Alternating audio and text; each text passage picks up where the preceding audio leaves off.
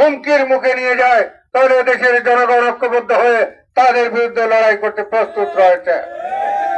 আর আমাদের তৃতীয় লড়াই হচ্ছে, এই মুহূর্তে বাংলাদেশ একটি সংকটকাল অতিক্রম করছে। আমাদের তরুণ যুবকেরা এবং শ্রমিক সাধারণ মানুষ, রাজনৈতিক দলের নেতা নেতৃবৃন্দ মিলে জুলাই আগস্টে যে অভ্যুত্থান সংগঠিত করেছে, এই অভ্যুত্থানের মৌলিক প্রশ্ন ছিল যে রাষ্ট্র সংস্কার করা, সাংবিধানিক সংস্কার করা, রাষ্ট্রকে মেরামত করা। কিন্তু আমরা লক্ষ্য করেছি ঐক্যমত কমিশনের 30টি রাজনৈতিক দল ঐক্যমত পোষণ করলেও একটি রাজনৈতিক দল সাংবিধানিক সংস্কারের প্রশ্নে বিভিন্ন জায়গায় তারা নোট অফ ডিসেন্ট দিয়ে রেখেছে। তারা আগের স্বৈরাচারে ফিরে যেতে চায়, নতুন রাষ্ট্রকে তারা স্বাগত জানাবার জন্য মোটেই তারা প্রস্তুত নয়। তারা চায় অতীতের মতো স্বৈরাচারী আচরণ করতে। আর আমরা প্রতিজ্ঞাবদ্ধ হয়েছি নতুন রাষ্ট্রের বন্দোবস্তের জন্য আমরা সংগ্রাম করব, জনগণকে সাথে নিয়ে আমরা সেই লড়াই করব। এই কারণে আমরা রাষ্ট্র সংস্কারের জন্য যে গণভোটের আয়োজন করা হয়েছে, এই গণভোটে আমরা হায়ের পক্ষে ভোট দেব।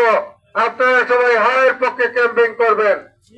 আর কিছু কিছু দল আছে যারা নির্বাচনে এসেছে, তারা মুখে মুখে হায়ের কথা বললেও তলে তলে আমাদের কাছে খবর আছে তারা নায়ের পক্ষে ক্যাম্পেইন করছে। জনগণ হায়ের পক্ষে, সারা বাংলাদেশের জনগণ হাকে জয়যুক্ত করে নতুন রাষ্ট্র গড়ে তুলতে চায়। একটি মাত্র দল না ভোটে দিয়ে তারা রাষ্ট্রকে পিছিয়ে দিতে চায়। আমরা স্মার্ট বাংলাদেশ গড়ে তুলতে চাই, বা স্মার্ট একটা বাংলাদেশ, আধুনিক একটা বাংলাদেশ গড়ে তোলার জন্য নতুন রাষ্ট্রের বন্দোবস্ত ছাড়া কোন বিকল্প পথ নাই। আর ইসলামী আদর্শ ছাড়া কোন বিকল্প পথ নাই। সুতরাং আমরা হাবুটকে জয়যুক্ত করার জন্য আমরা সব জায়গায় ক্যাম্পেইন করছি নতুন রাজনৈতিক এবং রাষ্ট্র ব্যবস্থা নির্মাণের জন্য। আপনারা সবাই হাবুটে ভোট দেবেন। হাবুটকে কার্যকরী করার জন্য, হাবুটকে কাজে লাগিয়ে, গণভোটের এই অধ্যাদেশকে কাজে লাগিয়ে আগামী দিনের সুন্দর ধারার একটা রাজনৈতিক পরিবেশ গড়ে তোলার জন্য 11 দলীয় নির্বাচনী ঐক্যের প্রতীক উসমানীনগর এবং বিশ্বনাথ উসমানীনগর সিলেট 2 আসনে দেয়ালগড়ি প্রতীকে আপনারা ভোট দিয়ে দেয়ালগড়ি প্রতীককে জয়যুক্ত করবেন। দেয়ালগড়ি প্রতীক কেবল দেয়ালগড়ি নয়, দেয়ালগড়ি প্রতীক, এই প্রতীক মানে হচ্ছে দাঁড়িপাল্লা, এই প্রতীক মানে হচ্ছে শাপলাকলি, এই প্রতীক সাতার সহ 11 দলের সমস্ত প্রতীক এক জায়গায় হয়ে এখানে দেয়ালগড়ি প্রতীক হিসেবে আমরা নির্বাচন করছি। সুতরাং আমাদের ভিতরে নানান ভাবে বিভ্রান্তি সৃষ্টি করার চেষ্টা করা হচ্ছে, কিন্তু ঐক্যবদ্ধ বাংলাদেশ এই বিভ্রান্তিতে কর্ণপাত না করে আগামী দিনের সারা বাংলাদেশে সিলেট 2 সহ সিলেটের শাহজালালের পূর্ণভূমি 6টি আসনে 11 দলীয় জোটের বিজয় খুব কাছাকাছি চলে এসেছে। কঠোর পরিশ্রম, সতর্কতা এবং বিচক্ষণতার মধ্য দিয়ে এই বিজয়কে নিশ্চিত করার জন্য আপনারা চেষ্টা করবেন। তাহলে ইনশাআল্লাহ আগামী দিন একটা সুন্দর বাংলাদেশ গড়ে উঠবে। আর সুন্দর বাংলাদেশ গড়ে উঠলে আমাদের এই এলাকা বিশ্বনাথ উসমানীনগর এটাও সুন্দরভাবে বেলে সাজানো সম্ভব।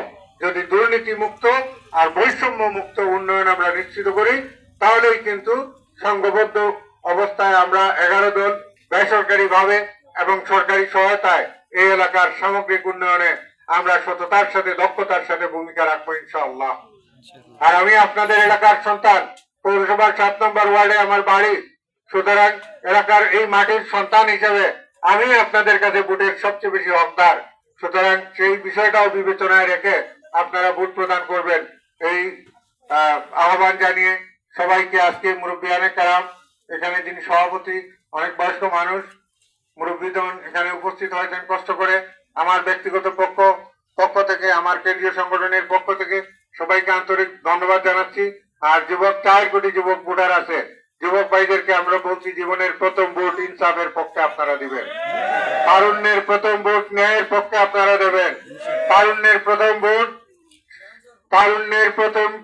ভোট জুলাই সনদের পক্ষে আপনারা দেবেন। ন্যায়ের এই বাংলাদেশ গড়ে তোলার জন্য, মানবিক বাংলাদেশ গড়ে তোলার জন্য জীবনের প্রথম ভোট আপনারা 4 কোটি তরুণ ভোটার 4 কোটি তরুণ ভোটার একটা ইনসাফের মানবিক বাংলাদেশ গড়ে তোলার জন্য আপনাদের ভোটাধিকার প্রয়োগ করবেন। আর চাঁদাবাজ, লুটেরা, ধান্দাবাজ, দুর্নীতিবাজদেরকে আপনারা জনগণকে সাথে নিয়ে তাদের পরাজয় নিশ্চিত করার জন্য, যাতে ভবিষ্যৎ বাংলাদেশ গড়ে তুলতে এরা ঘুরে দাঁড়াতে না পারে, তার জন্য ব্যাপকভাবে আপনারা কাজ করবেন। সবাইকে ধন্যবাদ। সবাই ভালো থাকুন, সুস্থ থাকুন। সুস্থ থাকুক বিশ্বনাথ এবং উসমানীনগর, মানুষ সুস্থ থাকুক, বাংলাদেশ মাথা উঁচু করে দাঁড়াক আমাদের স্বাধীনতা, সার্বভৌমত্ব, ইসলামী আদর্শের আলোকে। সবাইকে ধন্যবাদ।